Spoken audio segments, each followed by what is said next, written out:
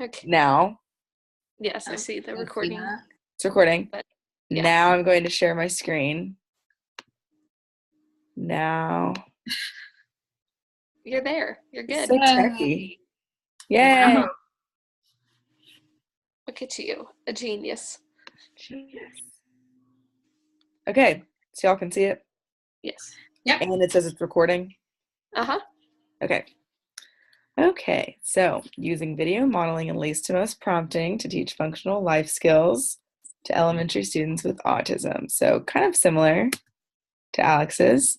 I took out my introduction, but anyway, the purpose or the need for this intervention in my class where they all have autism. They've all kind of exhibited similar difficulties with functional life skills. And so when Dr. Coleman came in the beginning of the year, she and I both agreed that something focusing on skills that they can use and generalize in the future would be helpful. And they use iPads a lot for reinforcers and things like that. So using video modeling was like a kind of something that really made a lot of sense as far as choosing an intervention.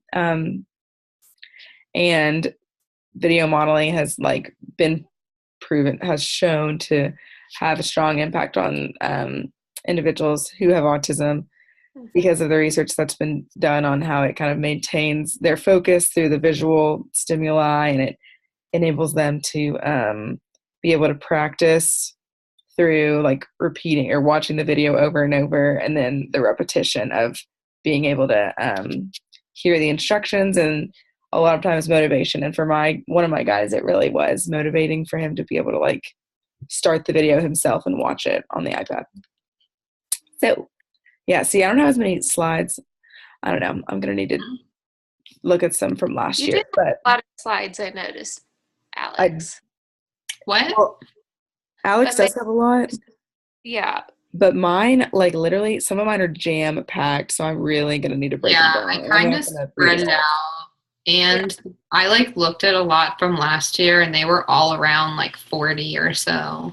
Okay, well that makes me feel a little better. I'm just gonna break mine down. 40 slides total? Yeah, that's how long mine was like 44. Mine's 27, I think. That's like mine was in the 20s before. But that's okay though. It'll make I need to add slides for my graphs. I need to.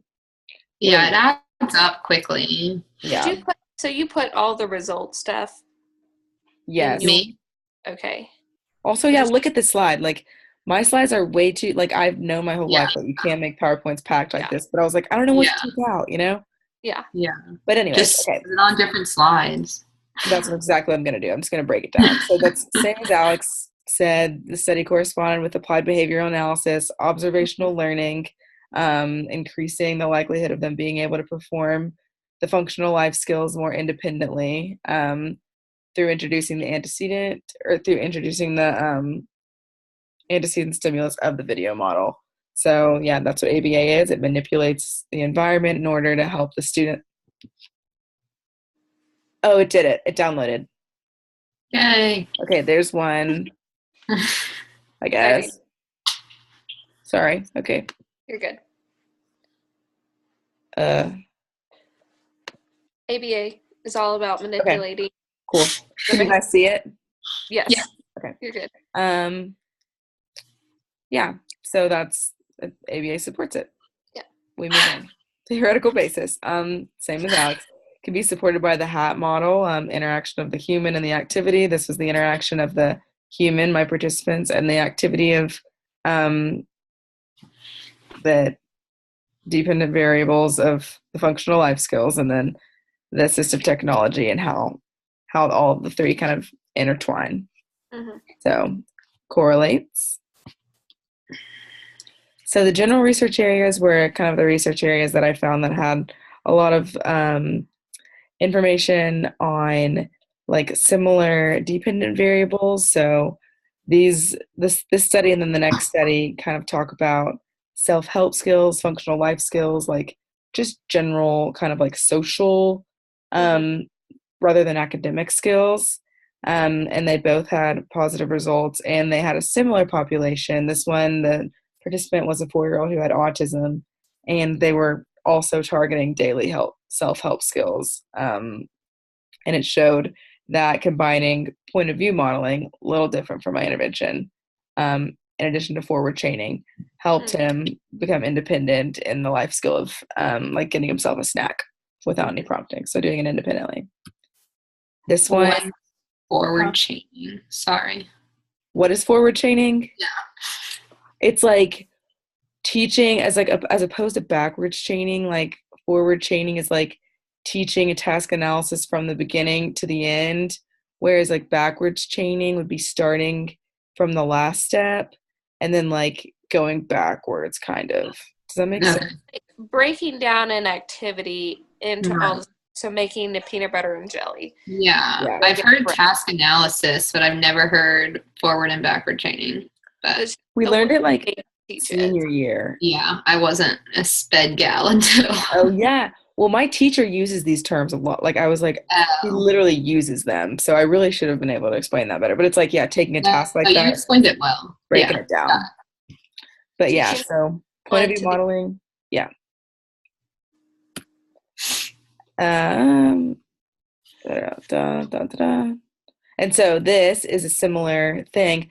They use an intervention similar to the first one, the point of view modeling and the forward chaining, with another dependent variable that kind of relates to mine, ordering food from a bakery. Well, it doesn't really relate to mine, but it's on the same track of like general life skills. And the population was similar in that the participants were also on the autism spectrum.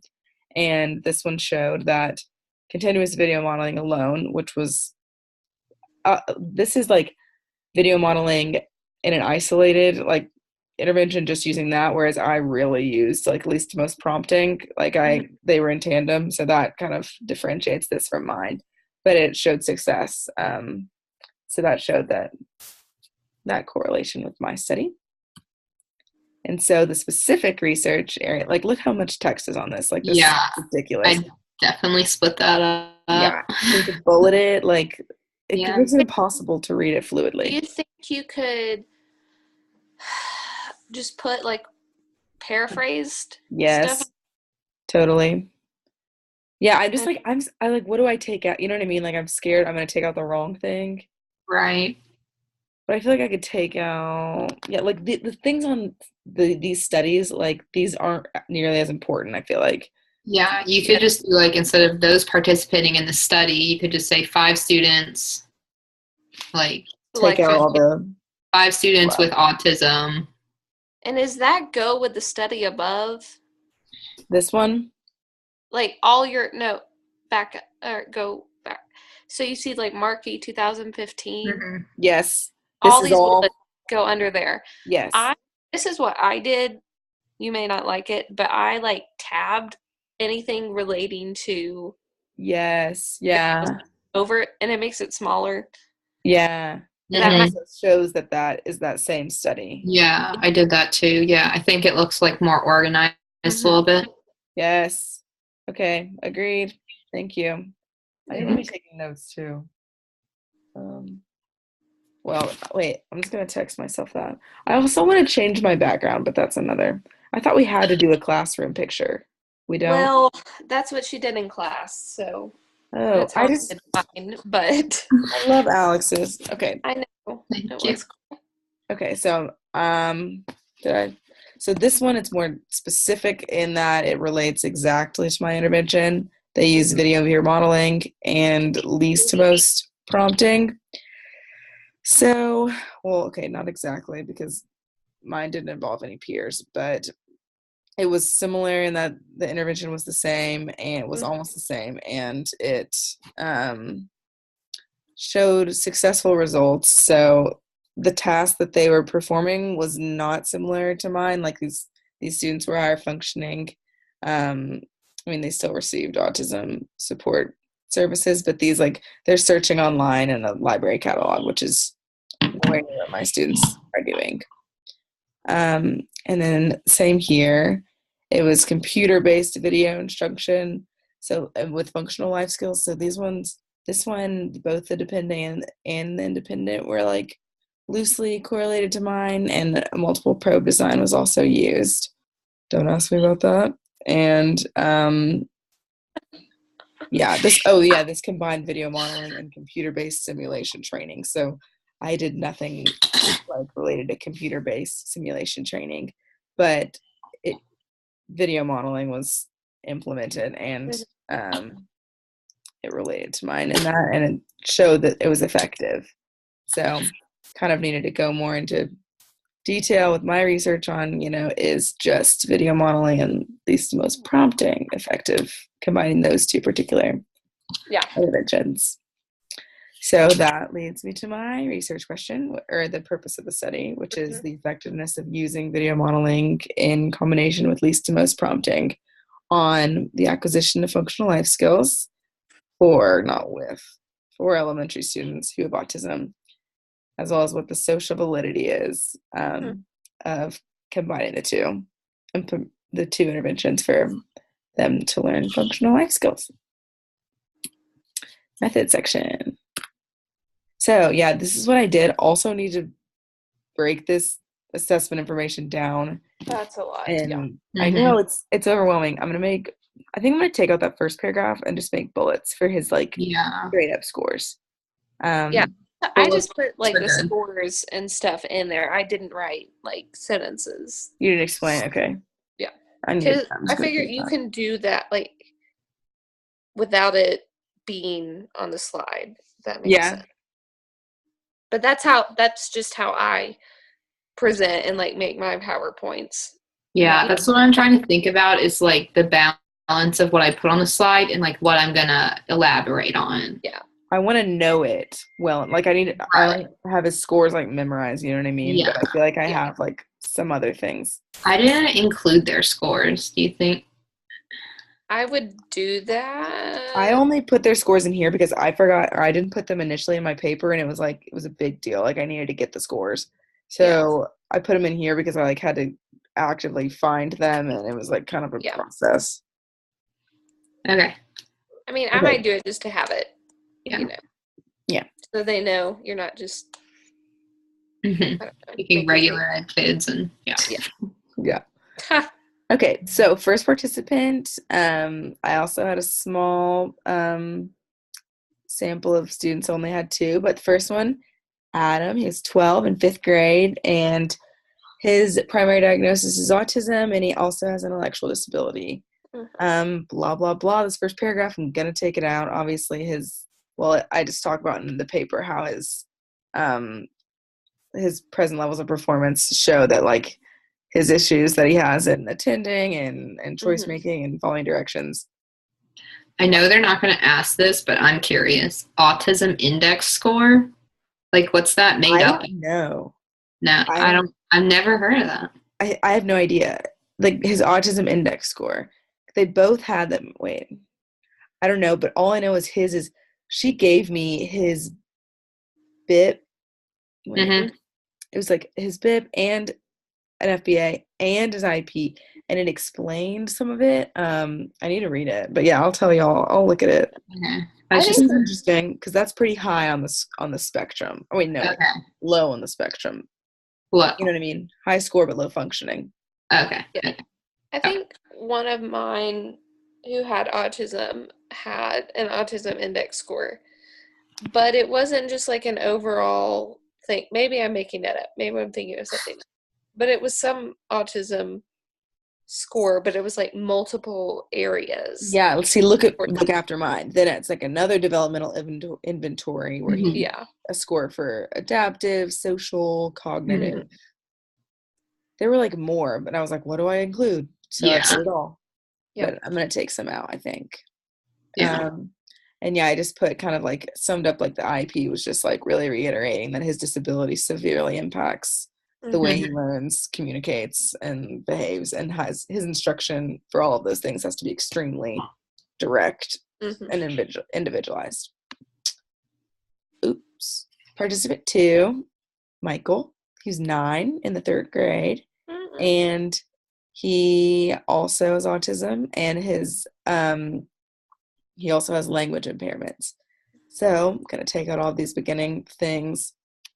And I honestly feel his nonverbal IQ score is a 56. That's kind of the primary piece of information there. I think I'm bigger. That print looks bigger. But and then kind of a similar statement as the previous participant, that his deficits in social skills, communication skills, motor skills, his language impairments have a big impact on the way that he learns and needs to receive instruction. Mm-hmm. Moving on, the setting was a suburban elementary school in the southeastern U.S. with more than 1,200 students in preschool through 5th grade.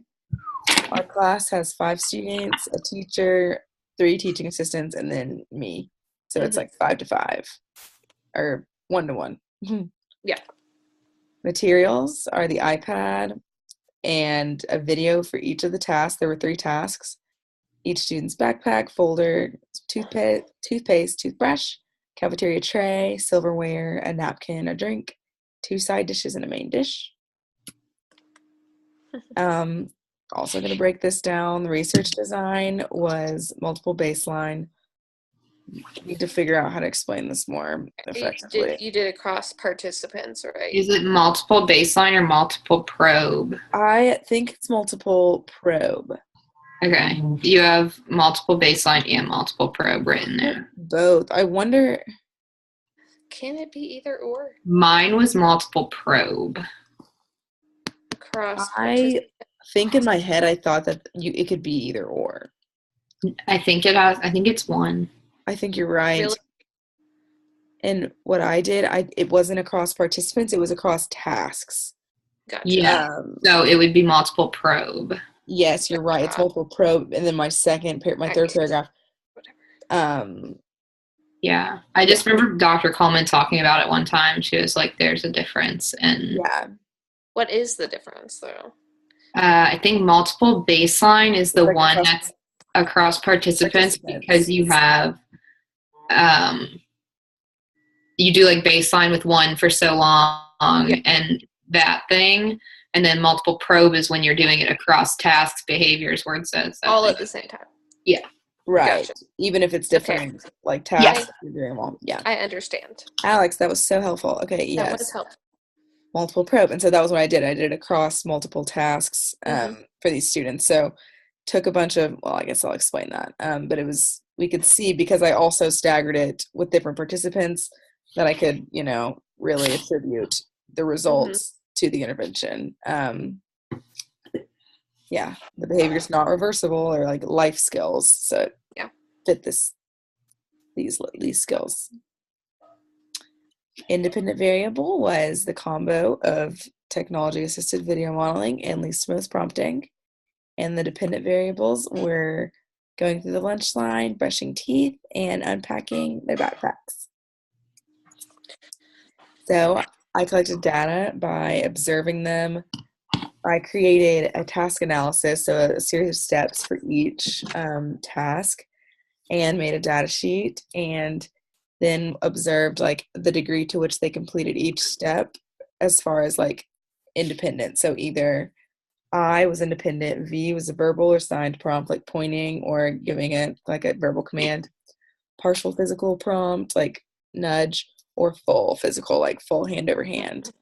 And so I would mark a tally like underneath either the with or without. If it was without for baseline, by a tally, I would put like a V, if they needed a prompt for that step, or if they did it completely independently, an I, and then on to the next step. Does that make sense? Mm-hmm. Did you take a picture of your data sheet or your task analysis? No, but that's a great idea. I just put a screenshot of the video today. I mean, like when you explain it, I understand it, but that would just help them. Make it more concrete. Well. And it'll add more slides. Okay. Yep. There you go. All right. So for the baseline, I would prompt them to complete whatever the skill was, and then take data on the extent to which they could complete each step regarding their independence. And for the designated areas, I had in the cafeteria for the lunch line, the class bathroom for the brushing their teeth, and then just the general classroom for unpacking, like they come from the door to their cubby. And I collected data one student at a time, and the rest of the class would be doing their thing. Typically, it's 1-to-1 pretty much. So someone was with someone. Each student pretty much had a TA or a teacher with them. the whole time. And the only prompt I gave them was just to begin. Yeah. So each session lasted about 10 minutes, depending on the student, 10 minutes and where they were in the beginning of the task. So intervention procedures to elementary students with autism. I'm going to also break this down. Unpacking was right when they got to school. And then the lunch line was when they went to the cafeteria for lunch. And toothbrushing were right after they ate lunch, so right after they returned to the classroom. And it would start out with me getting the iPad, and I would bring up the video. Okay, I put it hanging around my neck, but I didn't. I need to take that out. I was hoping you did, and you had a photo of it. No, that was our initial plan, so I could take that at the same time. But then I memorized the task analysis like really quickly because I kept doing it, and so I didn't do that. But I would like gain their attention and say like, okay, we're gonna watch this video. It's gonna help us blank go through the lunch line. And so they'd watch it first, like isolated, just watch it. And then I would say, after it ended, I would say, okay, now you can watch this if you need help, because it's it's your turn to brush your teeth or to go through the lunch line or whatever. So then I would prompt them to begin and say, your turn, and show them the iPad. And one of them liked to like start the video himself, but it just kind of depended. And then I would walk through the completion of the task with them while playing the iPad. That was like playing the video model of the skill, and they would go through. And then I would take data afterwards on the extent to which they completed each step, this time with the video. So top left is the unpacking, is just a screenshot. Is that Allie? Is that Allie? Yeah. So my mentor teacher, she's amazing. I need to put some of my videos in here, honestly, that would be good. But this is her going through the lunch line. The lunch ladies like arranged all the food for me and everything. It was so nice. Aww. And then toothbrushing, that's some of the TAs. Very cool. Discussion. Okay, so the discussion can also has some room for improvement, or just the slides, but do you have results? I have, yeah. So put your results before your discussion. Yeah. Okay. Because that's how it is in the paper. That's how it is in the paper. But the reason I asked if y'all included, I know you included your results, Alex, but you never told us anywhere. Like, that's why I don't have it, because she's just said discussion, so I didn't even think about results. Yeah, yeah, but in like the discussion section, when you summarize the findings, I give like the basic results. Like, here was their average, like, response during baseline. Here's what that was during intervention. I just honestly followed along with the ones from last year. I need to do that. Did basically what they did. Didn't she say that it's different? No, she said it's mostly all the same except for the first slide. She like sent us what she wanted to put on it. But she said to like look at Moxa Gimba. Allie, Moxa Gimba. Okay. I need to do that because I don't have my results. Thank you. On my results. I don't have those. But yeah, mine's like page, like my findings are like pretty similar. Gotcha. Okay, yeah. So the results indicated a definite change in their acquisition of the life skills, and large increases were noted in both of their like transitions from baseline to intervention data, which did signify like that the intervention had a pretty definite effect. But the time constraint, like, I was able to get through the first task, which was unpacking for both of them. And then they had different second tasks because they kind of demonstrated different levels of baseline. So one of them I started doing lunch line, and one of them I started doing toothbrushing. And so basically they're both like a little over halfway through those second tasks, like intervention data collection, because spring break, and then also this is my last week, and it just like got squished, and it was just frustrating. But so they weren't able to reach my like established criterion of completing the first task 3 times at 100% independence within 5 consecutive data points. And so Dr. Coleman and I just agreed to move this the second task. but they both did reach 100% independence twice within 5 consecutive data points, which was kind of a strong indication Yeah. that I can move forward, Yeah. hopefully it was attributed to the video, but can't like guarantee. It probably was. You And chose, this is just a question they might ask. So you chose 100% for your criterion because both of their baselines, I need to include their baselines. Both of their baselines were like above 50. One was like 60 and maybe one was 50 and one was 60. So we calculated 25. Oh, my criterion was like, that's my literal criterion, but it was like 25% above their baseline. Once 25% above their baseline was established 3 times. Does that make sense? And so that was, for them, it both calculated out to 100% independence. Like gotcha. 25% above their baselines for this task. Cool. Moving on. Basically, it was just like I already talked about this in the beginning, and those 2 or in those 4 studies, but the combination of these 2 interventions, of least most prompting and video modeling for this age group, I noticed like there was like kind of a lag in research for elementary students for functional life skills, just because a lot of functional life skill research is like transition in high school and stuff like that. Yeah. So there was a need there, and this study met that need. It was involved in video modeling, least most prompting, and it was performed with elementary age students. And variables that affected my outcomes: snow, sickness, spring break. I also feel like me standing next to them with the iPad was like a cue, not necessarily a prompt, but like a cue maybe. Like if I took a step back, they would take a step forward in the lunch line. So I don't know if they would have gone to that next food had I not been there. You know what I mean? So just my physical body. And then I also, like, depending on their pace, would have to pause the video and wait.